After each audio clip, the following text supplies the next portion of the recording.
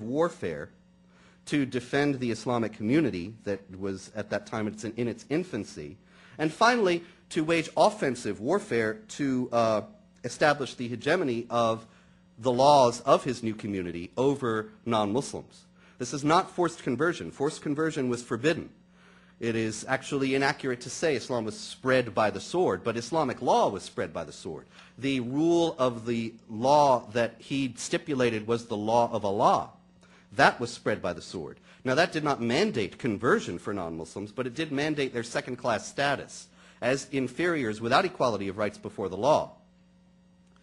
Muhammad urged on and participated in this warfare. He himself fought in several battles. And also he wrote a series of letters which I think are highly illuminating, to some of the great leaders of his day. Arabia, of course, was surrounded more or less by two great empires, the Eastern Roman Empire, the Byzantine Empire, and the Persian Empire. And he did write to, among others, the emperors of both of those. In his letter to Heraclius, the Eastern Roman emperor in Constantinople, he wrote this: "In the name of Allah, the most gracious, the most merciful, this letter is from Muhammad, the slave of Allah and his messenger, to Heraclius, the ruler of the Byzantines. Peace be upon him who follows the true guidance." An aside is, it's interesting to note that in Islamic law, "Assalamu alaikum," peace be upon you, is the greeting that one Muslim should give to another, but it's forbidden to give it to a non-Muslim. You don't wish a non-Muslim peace, you say peace be upon those who follow the right guidance to a non-Muslim. In other words, peace be upon the Muslims only. And this is how Muhammad addressed Heraclius. Incidentally, this is also how Mahmoud Ahmadinejad wrote to President Bush in his invitation to Islam. It also begins in exactly the same way: peace be upon those who follow the right guidance. In any case, Muhammad then goes on to say, "Now then, I invite you to Islam. Embrace Islam, and you will be safe." Now that's a clear threat.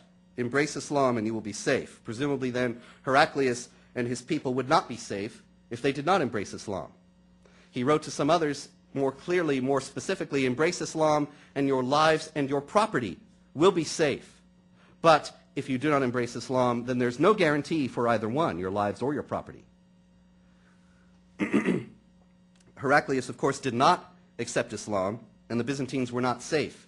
Shortly after Muhammad's death, the Islamic armies, motivated by these kinds of teachings of Muhammad, poured out of Arabia and overwhelmed the Byzantine provinces surrounding Arabia, which now have become the heart of the Islamic world, including Syria and Egypt and on into North Africa.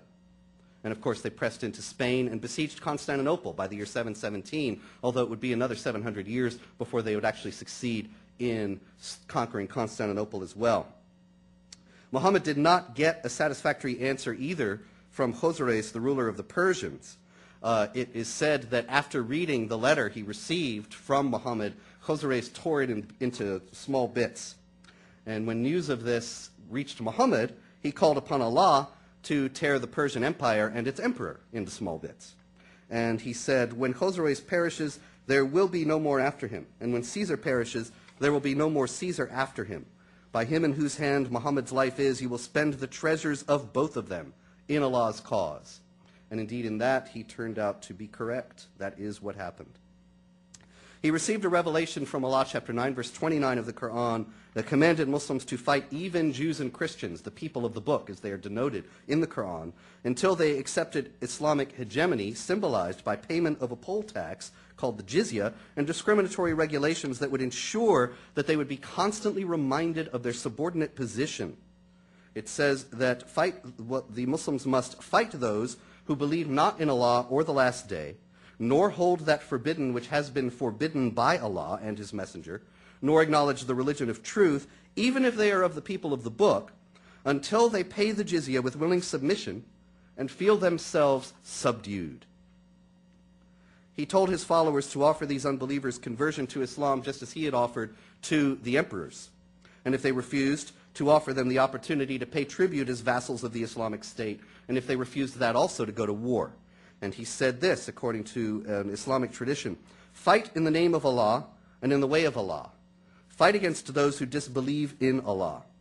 When you meet your enemies who are polytheists, invite them to 3 courses of action. If they respond to any one of these, you also accept it, and withhold yourself from doing them any harm. Invite them to accept Islam. If they respond to you, accept it from them and desist from fighting against them. If they refuse to accept Islam, demand from them the jizya. If they agree to pay, accept it from them and hold off your hands. If they refuse to pay the tax, seek Allah's help and fight them. Conversion, subjugation, or war. Those are the three choices that are offered by the word of Muhammad himself. Now, obviously, there are Muslims in the world today who are happy to live in Western societies, pluralistic societies, and are not at all interested in offering unbelievers conversion, subjugation, or war. But here again, because these texts exist, and because they are not dead letters that I dug out of dusty old books in a library, but are rather quoted and invoked by Islamic spokesmen around the world today, these things are being used as instruments of recruitment to place moderate Muslims on the defensive, to portray them as having strayed from the purity of Islam, and to call them back to the fullness of the Islamic observance on their basis. This has happened even in the United States. In Lackawanna, New York, there was a celebrated case a few years ago where some young men who were third or fourth generation Yemeni Muslims, very, very secularized, very Americanized, they were approached by a gentleman who was, in fact, a Saudi Wahhabi recruiter. He'd been born in the United States, but had lived in Saudi Arabia from the age of 3, and then returned. And he came to these men, and he said, he got them, he won them over, he got them to join a Quranic study group, and he presented it to them. Look, you're on the way to hell. You're living with your girlfriend, you're drinking alcohol, whatever. How are you going to expiate that? Well, the Prophet Muhammad was approached and asked, is there any deed, tell me the name of some deed that is greater than jihad. And he said, I do not know of such a deed. And when he said jihad, this is, of course, how the presentation was made to these young men. He did not mean a spiritual struggle within the soul of the believer. He meant warfare against the unbelievers. And he got 6 of them to go to Central Asia to try to join up with the Taliban and Al-Qaeda and fight against Americans on the basis of trying to do some great deed that was good to expiate for all the evil deeds that they had done, and invoking Muhammad and the Quran and Islamic teachings to justify this. Now, the Jews and Christians in the traditional Islamic law who agreed to pay the jizya were known as the protected people, the dhimmis. The protection comes because as people of the book they have received genuine revelations, the book, from Allah, and thus differ in status from out-and-out pagans and idolaters such as the Hindus and Buddhists in this view. Historically, the latter two groups were treated even worse by Islamic conquerors. The bloodshed in India was immense until ultimately, as a practical matter, the conquerors of India granted the Hindus dhimmi status, which allowed them to live, although without equality of rights under the law, within the Islamic polity. Now, the Jews and Christians and the others who have the dhimmi status may live in Islamic states, but not as equals of the Muslims. One Muslim jurist explained that the Caliph, the leader of the Islamic community, up until 1924, must make jihad against those who resist Islam after having been called to it until they submit or accept to live as a protected dhimmi community, so that Allah's rights may he be exalted may be made uppermost above any other religion. Now, this is obviously something that is completely at variance with the pluralistic model of modern Western societies, and does not at all bode well if people are